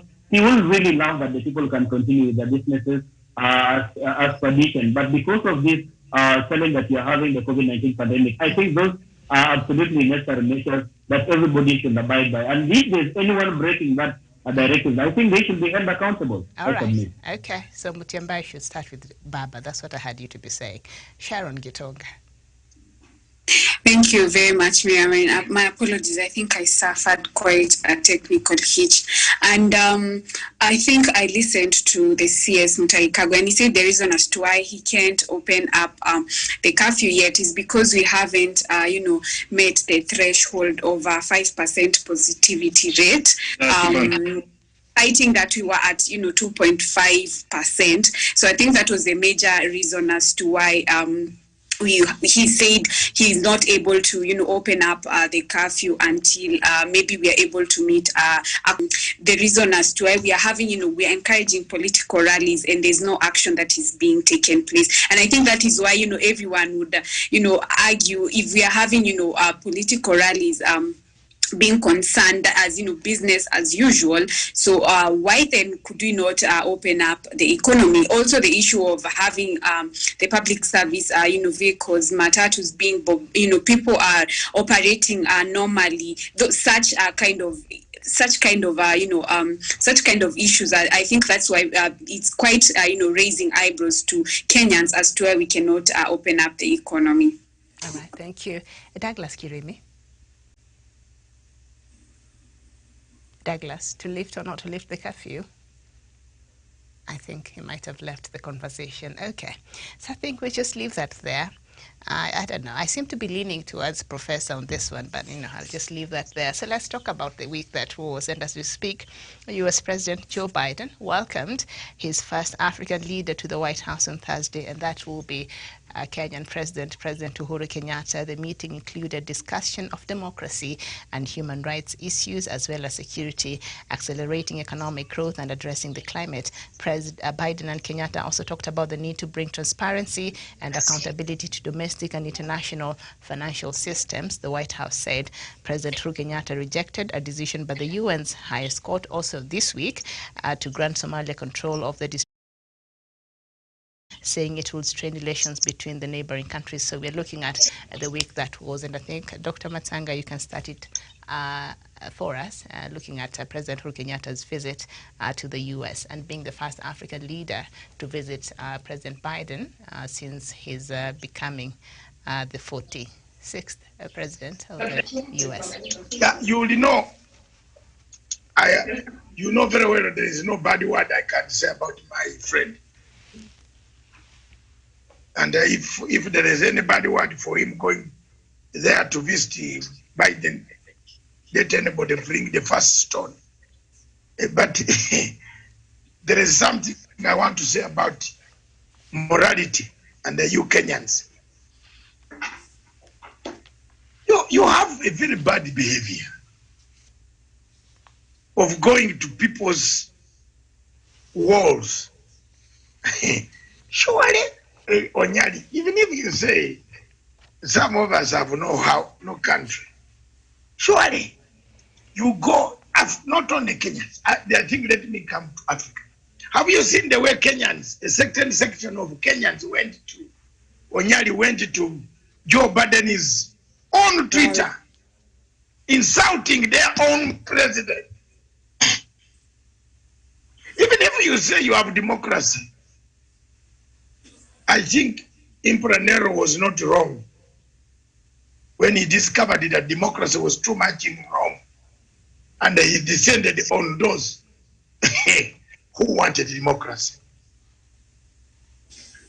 Is it because you have not come out of very difficult situation like Uganda? Not yet. You haven't seen a big upheaval like we have. That's why you behave the way you behave on social media. You behave so badly ordinarily. You are on your own wall and somebody comes to say, look at this big stomach. Your big stomach, go to the toilet, go to this. I'm one of those who has stomached all this. At times, I feel pity for some of them who have never even left Rift Valley, Kericho, who insult me. So I just say thank you and block, or just avoid it. But yesterday, what touched my heart, Onyadi, is the behavior of how people landed on, even, washing the dirty linen, thinking that Joe Biden will cancel. Even if their so-called thief becomes the president, that is thief called Ruto becomes the president tomorrow. I don't think we shall be when he goes to visit the British Prime Minister, which he might not go there anyway. People will land in London and howl insults. Some of us will go and listen to what he wants to talk. But surely let people get disciplined a bit. Morality is one of the subjects that we wanted to discuss in Social Africa. And I think it is not very good for everybody to go on website, on Joe Biden's Twitter, start insulting Uhuru Kenyatta, who is looking for investment for the road between Mombasa and Nairobi, or between Nairobi and Malaba to be completed, and then you insult him. That is one of the comments I wanted to make in a nutshell. And please, for me, it is not very good for insults. Tomorrow, you might even regret. You are insulting Uhuru today because you think Ruto is better. But when Ruto comes in, you might regret why you didn't have the Uhuru. For some of us who saw Moi's regime, we are very, very careful. And I quote, look here, quote, very careful. I was here in Moi's regime. From 1978, I've been in this country in and out. Some of the younger men shouting today, I don't want to say this now, but during the campaign, I'm going to say it. The leadership cannot go to that Rift Valley again for now. Sindio ni Toboe, boss, ni Toboe. Should I say it, Mr. Onyali? Go on. Yes, why are you saying go on? Give me courage. Say it, sir. Prof is The waiting leadership, for assessment. Yes. Moi had 24 years of leadership. That's enough. Ruto has had 10 years of leadership. If you add Moi and Ruto, they are 34. Get another tribe to have leadership now. And therefore, I want to thank you very much for hosting me this morning. I want to sit in for the whole show. And I want to thank Professor Onyali. I want to thank Dr. Nachama, Douglas Kirimi, brother, welcome back. We shall struggle together. Don't run away from me. I'm your father. And up to the end, I worked with your father. So if I make a mistake, I don't have, which I have not made any circumstances, I've made mistakes, but not me. Welcome back. Thank you, Sharon. Thank you, Tawish, all of you. And thank you, my beloved Miriam. Beloved Miriam. Ogutu. Asante sana. Daktari, I want to yes. So I will be going, but if you want me, anything else, the ICJ, the guy, the expert surgeon of data is there. All right. And the Nachama has come in to check him. He's down here. So thank you very much. All right. Dr. Nachama, handle him for me because he has got something. He runs away with some data at the times in the Lamu district. some data that has not been processed. Anyway, thank you so much. So thank you very much. All right. So we have come to the point where I want to hear Douglas, I'll talk to you. What stood out for you this week, and maybe I'll start with Douglas because we missed him the other time. So Douglas, I'll start with you. What stood out for you this week? What stood out for me, Miriam Ogutu, is that the President of the Republic of Kenya, President Uhuru Kenyatta, went all the way to the USA, and people in the USA are excited that the President of the Republic of Kenya, President Uhuru Kenyatta, has been able to meet their president. And Miriam, I want to quote Senator for Idaho, Senator Jim Risch. He has said that it is encouraging to see President Uhuru Kenyatta working with the United States of America on several fronts, and he has quoted the security and the peace as one of the fronts that the President of the Republic of Kenya is working with the USA.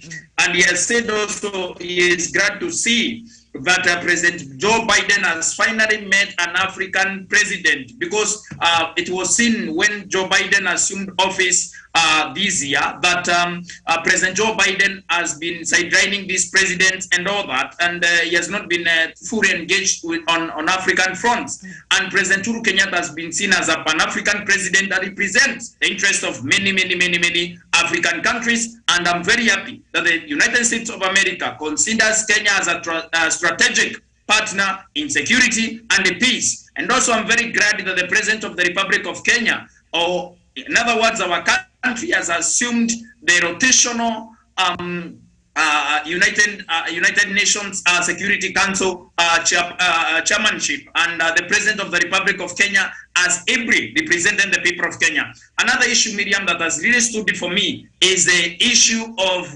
maritime war in Indian Ocean, in quote, maritime war, or the ICJ ruling, that the Kenyan people have been able to brush aside. Miriam, I was campaigning and I was busy trying to see if we can be able to get to the post. I didn't get a chance to be able to comment on the same, but I'm happy the Republic of Kenya has stood firm that not even an inch, not even a quarter an inch, or even a nukta of a minute that Kenya is going to allow other people to be able to take our own country.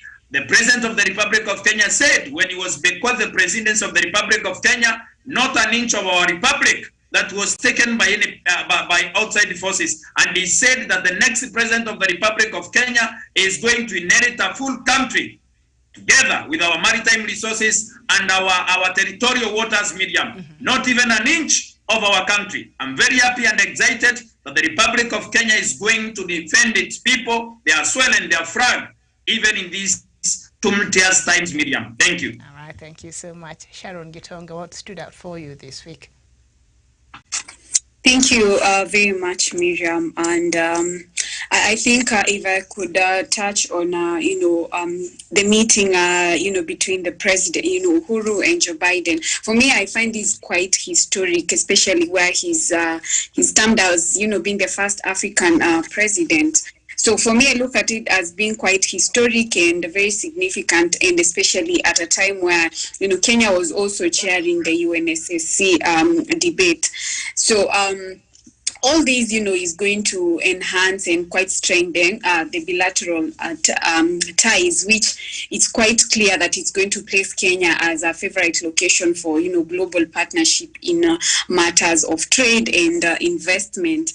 And then I think our president has also ensured that, there's quite a great global relationship, which is as putting Kenya at a good position, socially and economically, and also to a large extent, I would say even politically. And he, it's clear that and it's no doubt that he is a diplomat, in this history, and his legacy must surely move on. And as I conclude, I would like to maybe say that who knows, maybe this Pandora expose was a blessing in disguise, because I think from the look of things, it has given Kenyans a confidence to invest in offshore accounts. That is my I think that is what that really stood out for me this week.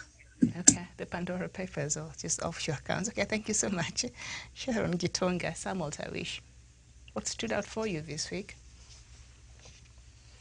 Thank you so much, Miriam. A lot indeed stood out for me, including those that have been mentioned by my other great colleague Fundis. That is President Uhuru Kenyatta's visit in the U.S.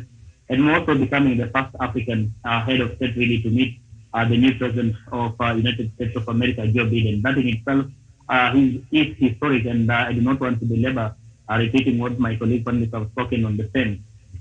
Secondly, what my brother Douglas Bundi Kirimi has spoken about regarding, of course, Kenya's position to remain resolute and steadfast in safeguarding its territorial boundaries. And I think that this is very great of President Uhuru Kenyatta. He's taken that position. It might not be a popular position, especially depending on how one would want to interpret those who are critics of Kenya.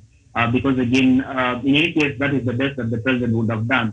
It was not just something that maybe as Kenyans we would have appreciated if indeed we would have allowed an inch of Kenyan soil or water to go to Somalia or any other nation. I allowed President Uhuru Kenyatta for that. Equally, Miriam, what stood out for me is the fact that the COVID-19 pandemic curve is gradually reducing, and I think this is great news for Kenya. It's a great achievement, and we continue to pray and hope that we as Kenyans can collectively and individually work towards making sure that we reduce this COVID-19 to zero, so that the people of Kenya can get back to doing their business as normal. Another thing that stood out for me, Miriam, is that former Prime Minister Odinga, the ODM party leader, who is also gunning for presidency come next year's general election, is gradually equally gaining more support and climbing the mountain. I've seen today's ratings or the findings done by Radio Africa. I mean, in as much as we may not say they are authoritatively correct, Miriam, but I think significantly the president is making inroads in Mount Kenya region and making an impact in itself really is a great encouragement that away from the perception that are widely been shared about Raila Odinga in central Kenya, I think is gaining momentum with every elapsing day. Very finally, Miriam, because I know there are so many things. Of course, the reduced fuel prices, Miriam. I'm sure most Kenyans are very happy that finally we've had a reduced price of fuel in the country, because it's not only about the fuel prices, Miriam. It is going to have a very huge impact as far as the entire cost of living is concerned, the production is concerned, and therefore the cost of living itself generally is likely also going to become less burdensome by virtue of this reduced cost of food in the country. I submit, Miriam. Thank you, Samuel Tawish. Dr. Joseph Nyanchama.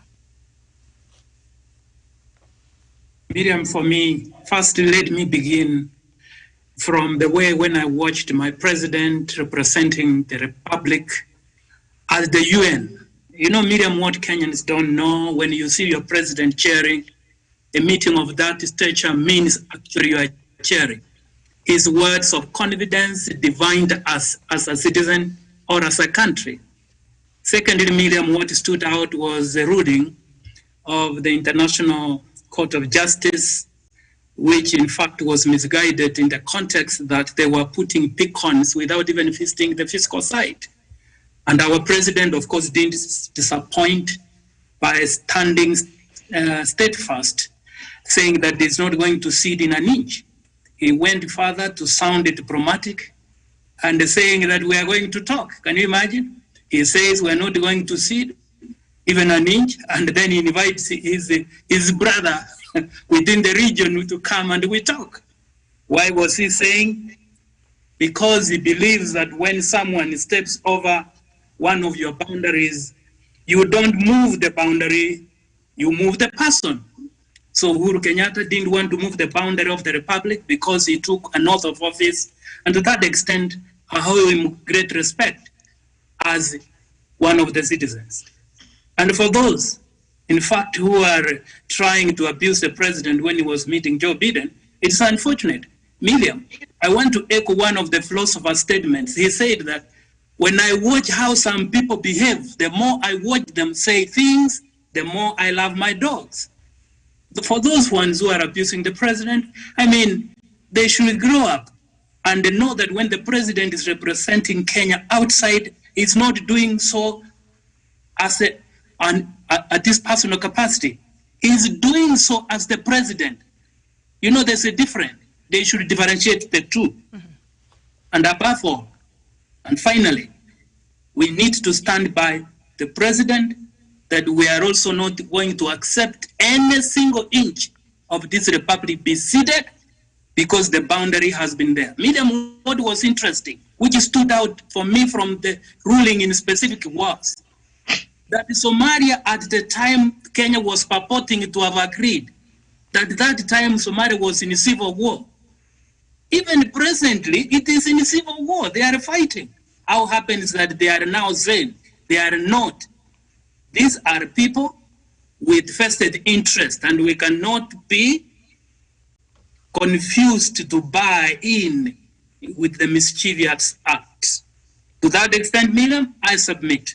Okay, thank you so much. And as we conclude, and Professor Jared Onyeri will conclude for us, a ranking member of the Foreign Relations Committee, the Senator for Idaho, Republican Senator, his name is Jim Rich, and I think Douglas also brought his name, but this is what he said, that I'm closely monitoring how Kenya uses its position as President of the United Nations Security Council in October to elevate the issues related to the crisis in Ethiopia.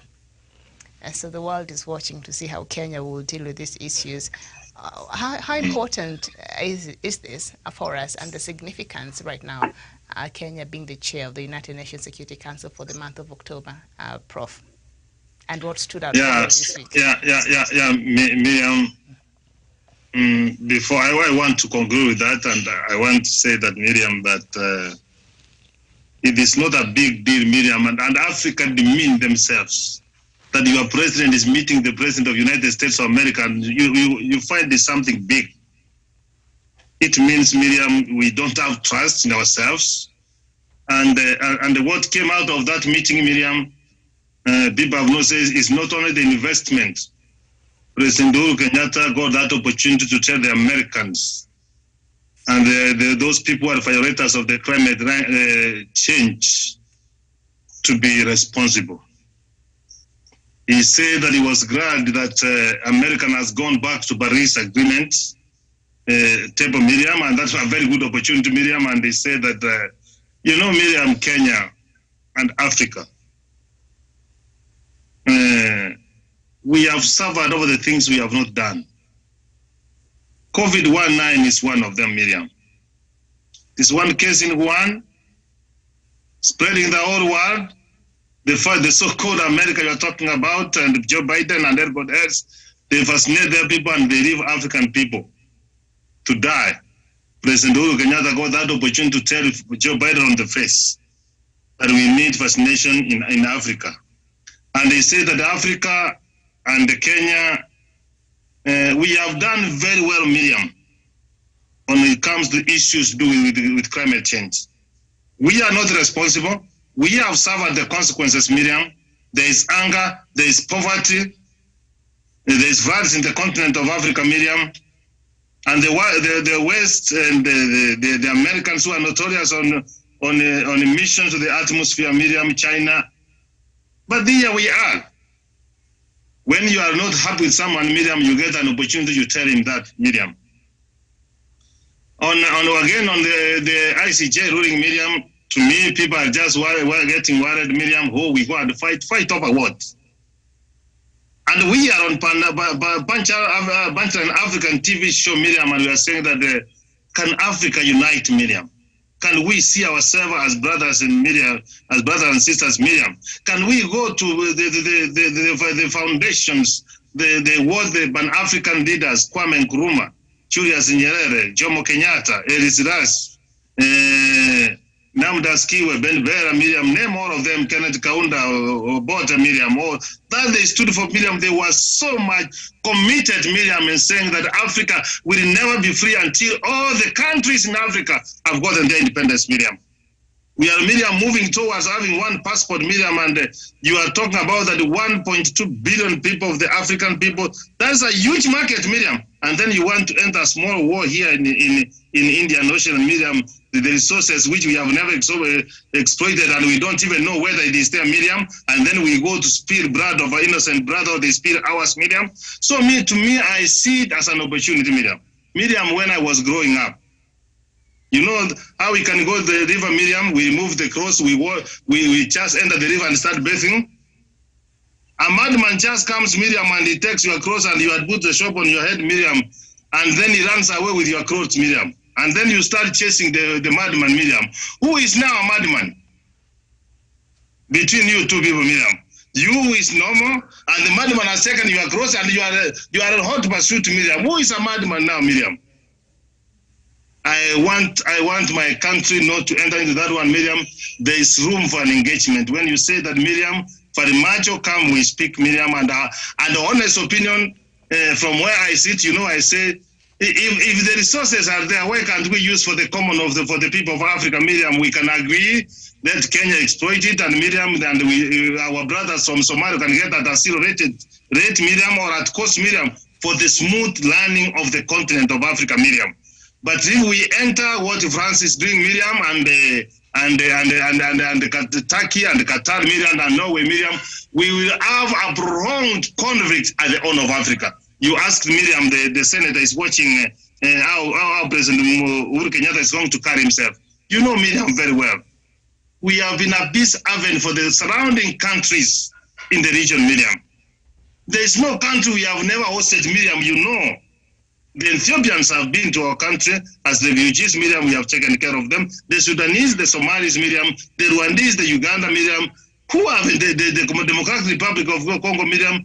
Miriam, we mean well for the people of Africa. That is how our forefathers handed over to us, that we treat our neighbors well. So there's nothing wrong to expect that how you are going to carry it, Miriam. That's who we are. You have been seeing, Miriam, it is here in this country, Miriam. It is here in this country, Miriam, that you have got no respect for President Uhuru Kenyatta, Miriam. In the rest of Africa, when we move outside this continent, and I can tell you for sure, Miriam, they see President Uhuru Mugai as the President of the United States of Africa. And I can tell you, and Miriam, if that were, because he speaks as a Pan-African, Miriam, and I know this month we are going to sit for peace and security, Miriam, you know his pronouncement, Miriam, we are saying that the people of Tigray and the Rajas to the Ethiopia, Miriam, should engage, Miriam. There is no need, Miriam, in this point in time, Miriam, that we shed innocent blood for the people of the continent of Africa. So from where I sit, Miriam, it is good we had the opportunity, Miriam, to chair this to be chairing this session, Miriam, after 23 years. Nyanchama will tell you I come from a community, Miriam, where we believe that thunder, and even Tawish will tell you that thunder never strikes the tree twice. You know that? It never. It only strikes once, and the tree is dry, Miriam. So getting it after 23 years, Miriam, and you know very well in the world, Miriam, that we have got over 190 countries, Miriam, It is a huge and phenomenal privilege, Miriam, I submit. Okay, thank you so much. And that is how we end our show this afternoon. And by the way, the Somali judge was part of the bench. The judge is listening to the Kenya-Somalia Maritime boundaries dispute there. He descended the ruling, the judgment, in the fact that he said, hiyo nafasi hiyo, you know, the ICJ had decided to divide. I don't know, they don't even have that is not even within their jurisdiction, but they decided to do that. And the judge descended on that. And he said that the whole of that should have been given to Somalia. So that was his position in that ruling from the ICJ. So thank you so much. You see? That was expected, I mean. Thank you so much, Miriam. Miriam, it could have been lynched if you could have won the contrary. Or blown off. I'm not sure which one. Yeah. Of course. Thank you so much. Asante, Professor Jared Onyari. Thank you so much, Dr. Joseph Nyanchama, Samuel Tawish, Sharon Gitonga, Douglas Kirimi, and of course, Dr. David Matsanga, who left just a little bit a while ago. It's always a pleasure to have all of you on board. Thank you so much for watching. This has been Unfiltered Friday edition. I trust that you will have a wonderful weekend, and we'll see you here on Sunday, God willing, for Africa Showdown, 2 p.m. East African time. My name is Miriam Ogutu. Thank you so much for watching, and bye-bye for now. Thank you. All right.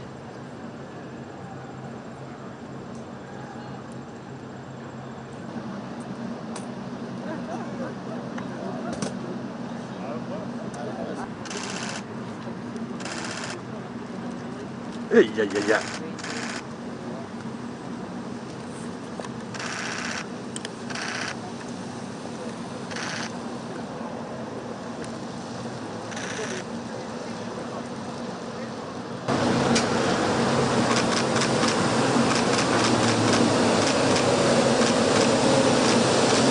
Ready, sir? Ready, horse? Ready, cop? Ready, open?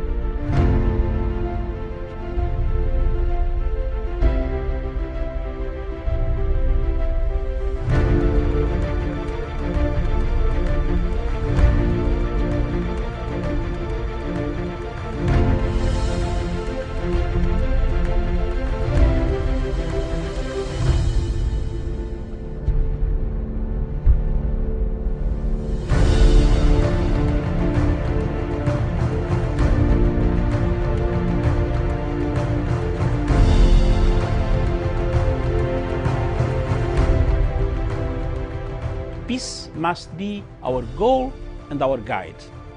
And all that we strive for as a human family, dignity and hope, progress and prosperity, depends on peace. But peace depends on us.